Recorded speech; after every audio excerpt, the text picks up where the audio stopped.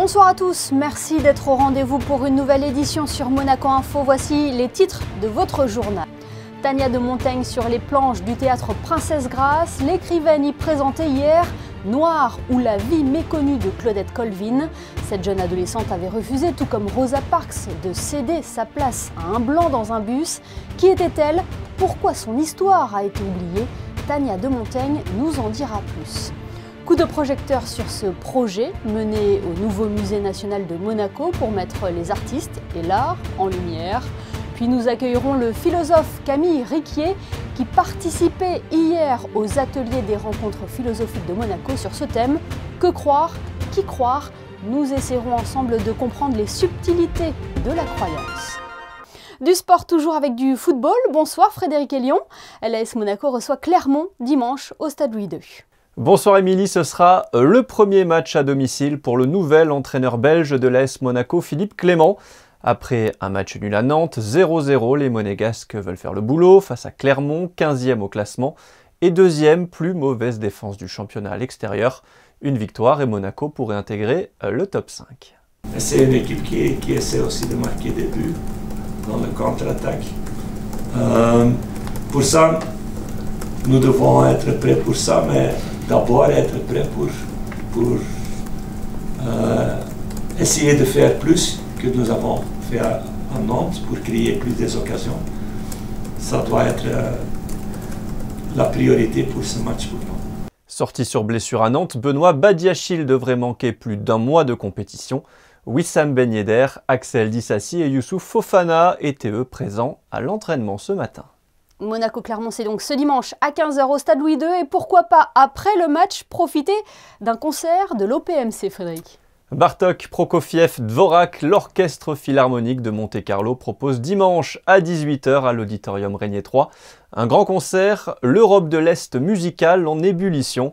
Un show dirigé par le nouveau directeur musical de l'Orchestre national de France, Christian Matchelarou, avec au violon le soliste ukrainien Valéry Sokolov. Le pass sanitaire est obligatoire à partir de 16 ans, tout comme le port du masque dès 5 ans. Et enfin, la Fondation Prince-Pierre de Monaco a dévoilé le programme de son cycle de conférences pour 2022. Plusieurs rendez-vous seront prévus tout au long de l'année avec le 24 janvier, une conférence au Théâtre des Variétés avec Camille Morino, conservatrice du patrimoine et historienne de l'art. Le thème « Les artistes femmes dans l'art moderne ». Le lundi suivant, le 31, le cinéma sera à l'honneur avec la réalisatrice Mia Hansen-Løve qui viendra parler de mise en scène et de conception des plans. Autre rendez-vous le 28 février avec l'écrivain Daniel Pénac ou le 7 juin au Grimaldi Forum en présence de la philosophe et psychologue Vinciane Després. Et l'intégralité du programme est à retrouver sur nos réseaux. Merci Frédéric. On reste dans le domaine de la culture avec ce seul en scène saisissant de Tania de Montaigne. L'écrivaine était au théâtre Princesse Grace hier pour présenter Noir. Elle nous transporte en 1955 en Alabama où naît un mouvement de lutte contre la ségrégation raciale. Tania de Montaigne nous fait le plaisir d'être avec nous ce soir. Bonsoir. Bonsoir. Noir raconte l'histoire méconnue de Claudette Colvin. Qui est-elle et pourquoi avoir voulu parler de cette femme? Alors, qui est-elle? Moi, quand j'en parle, c'est une adolescente qui a 15 ans. Aujourd'hui, c'est une dame qui en a 82, parce qu'elle est toujours en vie. Mais à l'époque où j'en parle, elle a 15 ans. On est en 55, dans l'Alabama, aux États-Unis. C'est une jeune adolescente noire, sans histoire. Et elle va faire la même chose que Rosa Parks, mais 9 mois avant. C'est-à-dire qu'elle va refuser de laisser sa place à un passager blanc dans un bus. Et pourquoi l'histoire de Claudette Colvin n'a pas eu un écho aussi retentissant que celle de Rosa Parks alors que les faits se sont déroulés à quelques mois d'écart Oui, à quelques mois d'écart, dans la même ville, même bus, et c'est même Rosa Parks qui va collecter l'argent pour pouvoir payer l'avocat de Claudette Colvin. Donc les histoires sont très proches en termes de temps et en termes de proximité géographique, elles se connaissent. Mais Claudette Colvin ne sera pas choisie par le mouvement des droits civiques, déjà parce qu'elle a 15 ans et qu'ils pensent que c'est trop jeune et qu'à cet âge-là, voilà, on peut projeter sur elle plein de choses qui arriveront ou qui n'arriveront pas, mais en tout cas tous les préjugés que les blancs ségrégationnistes peuvent avoir, sur une adolescente de 15 ans, c'est plus facile de les projeter. Et puis il y a aussi qu'ils cherchent une figure qui soit rassembleuse, c'est-à-dire qui soit enviable pour les Noirs et acceptable pour les Blancs. Et ils se disent que voilà, cette adolescente, elle est très pauvre, elle est très sombre de peau, et donc ils se disent que c'est pas la personne idéale en fait pour que le mouvement prenne et pour que tout le monde soit derrière elle. Donc ils vont la lâcher. Alors dans Noir, vous mettez le spectateur dans la peau d'un Noir d'Alabama en 1955, dans la peau de Claudette Colvin. Quel message souhaitez-vous transmettre sur scène ? En fait, le message que transmet Claudette Colvin en faisant son geste, c'est-à-dire en choisissant de ne pas céder sa place dans un bus et donc en étant la première Noire à plaider non coupable et à poursuivre la ville. Ce qu'oblige Claudette Colvin à voir, c'est le fait que cette couleur dont tout le monde dit qu'elle est tellement spéciale qu'elle impose un certain type d'action, un certain type d'endroit où on peut s'asseoir, d'autres pas, et elle, en fait, elle pose une question toute simple qui est la question de la citoyenneté, en fait. Donc elle oblige tout le monde à traverser cette couleur et à se poser la question, est-ce que c'est normal qu'une citoyenne américaine soit arrêtée dans un bus pour un trajet qu'elle a payé?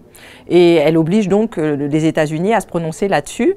Et donc, quelle que soit votre couleur, si vous répondez « oui, c'est normal », ça veut dire que vous-même, vous pourrez être arrêté dans un bus et que ça vous paraîtra logique. Et si vous répondez « non », alors là, du coup, vous sortez en fait de la binarité de ce qu'impose la ségrégation et vous êtes obligé de regarder Claudette Colvin pour ce qu'elle est, c'est-à-dire une citoyenne américaine et un être humain, en fait. Oui, malheureusement, ce message a encore une résonance importante aujourd'hui.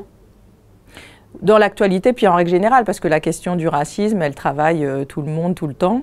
Donc c'est intéressant quand quelqu'un vous oblige à sortir de ce que vous pensez être une évidence, c'est-à-dire une couleur, ça dirait toute une personne, et elle oblige à dire, non, en fait, une couleur, c'est un élément d'une identité de quelqu'un.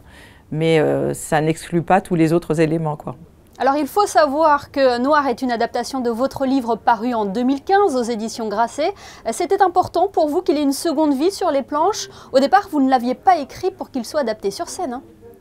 Ah non, pas du tout. Puis alors, c'est vraiment pas moi qui ai initié ce mouvement. Je trouvais ça intéressant qu'il y ait une autre vie, mais c'est vraiment le metteur en scène, Stéphane Fuenquinos, qui, en lisant le livre, s'est dit « Ok, moi, j'ai envie de porter cette histoire-là sur la scène et d'être dans la dynamique du livre. » Et c'est pour ça qu'il m'a demandé de, moi, porter ce texte, puisque dans le livre, en fait, c'est cette voix qui est celle de la pièce. Elle est dans le livre déjà, c'est moi qui vous accompagne dans ce trajet pour comprendre, en fait, en quoi ce que fait Claudette Colvin est héroïque. Oui, j'imagine aussi que c'est une belle expérience d'être sur scène, de profiter de la réaction spontanée des spectateurs qui viennent vous voir aussi parce qu'ils ont lu votre livre. Ce qui est super, c'est qu'il y a de tout. Donc, il y a des gens qui ont lu le livre, d'autres qui ne l'ont pas du tout lu. Et donc, c'est aussi ça aussi qui était intéressant pour moi là, quand j'ai commencé cette aventure, c'était de voir que le théâtre, ça permet vraiment une autre entrée dans le texte, ça n'a rien à voir. Et que donc, ça permet à des gens qui peut-être lisent pas de s'emparer du texte.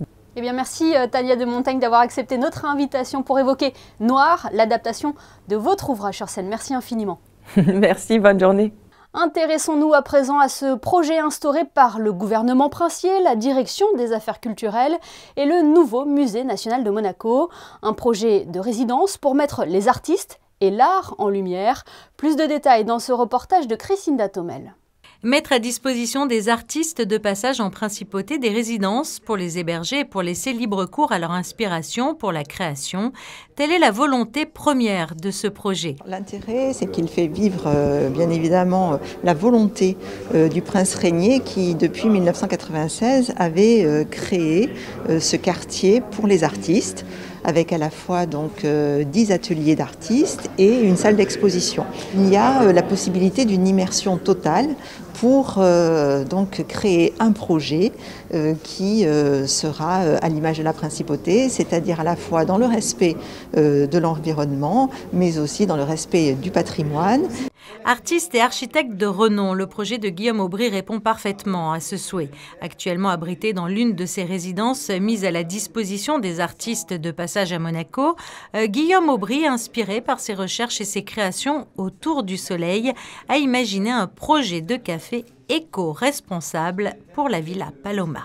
Le point de départ du projet, c'était donc de partir de cet élément qui est juste derrière moi, qui est un four solaire, qui récupère donc la luminosité du soleil et qui crée un point chaud central qui peut monter à 200-300 degrés et qui permet de faire bouillir, de faire cuire, de faire réchauffer, de faire mijoter. Et donc tout le pavillon, tel que je l'ai imaginé jusque-là, a une espèce de contre-courbe qui donc fait face au sud et qui va comporter 6 fours solaires qui vont du coup s'activer les uns après les autres sur toute la journée. Une carte qui proposera des produits qui sauront s'adapter à cette contrainte de typologie de cuisson. Des produits régionaux et bio, cuit grâce à l'énergie solaire, un projet de café respectueux de l'environnement qui devrait voir le jour au début de l'été à la Villa Paloma. Tous les jeudis, l'artiste invite également les collégiens à réfléchir à ce que le mot « collectionner » signifie lorsque l'on est artiste. Ils ont élaboré ensemble un projet sur les couchers de soleil pour donner vie à un article Wikipédia. Les rencontres philosophiques de Monaco proposaient hier leur premier rendez-vous de l'année, un atelier sur la croyance animé par le sociologue Laurent Cordonnier et le philosophe Camille Riquier. Ce dernier est en duplex avec nous. Bonsoir Camille Riquier. Bonsoir. Que croire, qui croire, c'était l'intitulé de cet atelier, un vaste thème. Comment l'avez-vous traité et surtout, comment définir cette notion de croyance? Oui, alors la question était très vaste. Et même à la rigueur, que croire, qui croire, la difficulté commençait par là. Puisqu'aujourd'hui, je pense qu'il n'y a rien qui ne soit susceptible d'être l'objet d'une croyance. Il n'y a personne qui soit effectivement non plus susceptible de pouvoir être cru. Aujourd'hui que les religions se sont comme effacées, eh bien le marché des croyances s'est élargi. Et donc tout peut être cru jusqu'aux choses les plus farfelues. Et croire, c'est aussi attacher une valeur de vérité en fait à ce qu'on nous dit. Lorsque nous parlons d'un marché des croyances, ce qu'Internet a rendu possible, eh bien, au fond, c'est une manière de mettre les croyances ou la croyance en concurrence avec ce qui était jusqu'ici un savoir, et un savoir appuyé sur des institutions. Il y a eu comme une sorte de court-circuitage des anciennes institutions du savoir, l'école, les universités, mais aussi les médias traditionnels dont vous êtes, qui d'une certaine manière n'ont plus l'autorité pour tous du savoir qu'il propose. Et donc il y a en concurrence d'autres circuits et d'une certaine manière, voilà, des croyances tout d'un coup deviennent pour certains des connaissances, des savoirs qui sont susceptibles de pouvoir être mis en concurrence. Ça peut donner lieu à ce qu'on appelle aujourd'hui les complotismes, le conspirationnisme, mais qui, si je puis dire, se donne un vernis rationnel pour paraître aux yeux de certains comme des connaissances presque avérées. Oui, on le disait, c'est un vaste thème, mais un vaste thème d'actualité. Hein. Qui aurait soupçonné au XXe siècle que les croyances allaient revenir de façon aussi spectaculaire? Jusqu'ici, on va dire, dans les 3 siècles précédents, on a toujours cru que le savoir allait progresser, et à mesure, si je puis dire, qu'il allait gagner du terrain, eh bien, c'était au détriment des croyances qui, elles, en quelque sorte, allaient diminuer. Or, on s'aperçoit aujourd'hui que les croyances reviennent comme jamais, et que des choses qui jusqu'à présent étaient caduques, enfin ou semblaient l'objet de superstitions passées, reviennent sur le devant de la scène. Et c'est peut-être la chose la plus étonnante que de voir, voilà, ce retour de crédulité, pourrait-on dire, dans notre XXIe siècle pourtant si moderne. Oui, on a l'impression qu'il n'y a pas de limite entre la croyance et la connaissance de la vérité, que les deux sont liés en fait. Oui, et même peut-être que le danger, c'est de les opposer l'un à l'autre, comme si ils étaient ils se plaçaient sur le même terrain. C'est-à-dire que, d'une certaine manière, celui qui croit ignore peut-être qu'il croit, et le plus étonnant, c'est que et la crise sanitaire, au fond, a précipité un peu la chose, c'est qu'au sein même des institutions du savoir, comme la médecine, il y a eu des clivages qui se sont montrés d'ailleurs de manière publique, de telle sorte que les médecins, les uns et les autres, se renvoyaient le nom de charlatan, de croyant, comme une injure, ce qui avait pour effet, si je puis dire, même au regard de l'opinion publique, de dévaloriser la science. Ça veut dire qu'il y a désormais, à cause de cela peut-être, aussi un déficit de confiance à l'égard de la science. Donc oui, il y a eu un véritable préjudice aussi qui a été porté à l'égard de la connaissance comme telle, ne serait-ce que par cette opposition, ce conflit permanent aujourd'hui auquel on assiste. Vous parlez de déficit de confiance, mais le croire en soi, là, il n'y a pas de preuves à fournir pour se convaincre. Alors, encore faut-il avoir confiance en soi, ce serait effectivement la meilleure solution que... Oui, tout est lié. Probablement qu'il y a à la fois une défiance, une méfiance à l'égard de l'autre, mais peut-être aussi qui est parallèle à ce manque de confiance en soi qui fait qu'on va trouver aussi sur Internet des croyances refuges, en quelque sorte, qui nous permet de mieux maîtriser ce monde qui de plus en plus nous désoriente. Et d'avoir confiance. Est-il possible, Camille Riquier, de vivre sans croyance ? Non, ce serait peut-être d'ailleurs une des erreurs que nous a légué le grand rationalisme du XVIIe siècle, c'est de croire que le savoir pouvait supplanter la croyance. Probablement que ce sont deux choses au fond très différentes et que on ne peut pas vivre sans croire, ne serait-ce que croire en l'existence du monde, croire en l'existence des autres, avoir confiance en fait tout simplement. Nous passons notre temps au fond à croire et c'est probablement aussi une nécessité vitale. Eh bien, merci beaucoup Camille Riquier d'avoir été avec nous ce soir pour éveiller un petit peu notre réflexion sur la croyance. Merci infiniment. Merci à vous. Place à présent à vos prévisions météo. Avez-vous de bonnes nouvelles à nous annoncer pour le début du week-end, Frédéric ? Les journées se suivent et se ressemblent, Émilie, avec encore un grand soleil toute la journée, peu de vent et quelques rares nuages. Côté température, il fera 6 degrés le matin et 12 l'après-midi. Samedi 15 janvier, nous fêterons les Rémis. Une pensée donc pour tous les Rémis. Merci Frédéric et merci à vous de nous être fidèles chaque soir sur Monaco Info. On referme ce journal avec les photos de Manuel Vitali et cette victoire importante de la Roca Team face au Bayern Munich hier. Grâce à ce succès, les hommes d'Obradovic peuvent encore croire à une qualification pour les phases finales de l'Euroleague. Dans quelques instants, retrouvez le magazine Asphalt, présenté par Vanessa Dessy, avec aujourd'hui l'essai de la Bentayga, le premier SUV hybride de Bentley. Excellente soirée à tous sur Monaco Info.